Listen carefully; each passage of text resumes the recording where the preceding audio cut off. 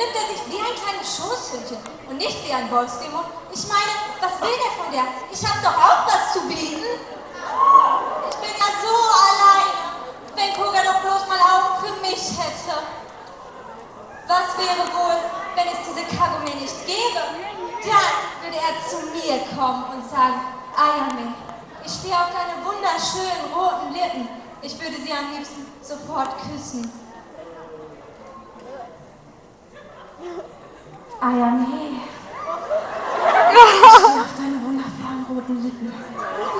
Ich möchte sie am liebsten sofort küssen. Koga, einen Moment bitte.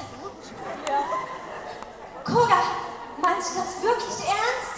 Aber ja doch. Oh, Koga, du weißt gar nicht, wie lange ich mir das schon gewünscht habe.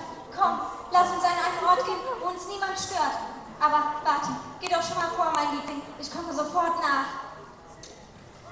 Ist das nicht toll? Koga liebt mich doch. Das habe ich mir so lange gewünscht. Aber den Zauberstab sollte ich Harry doch vielleicht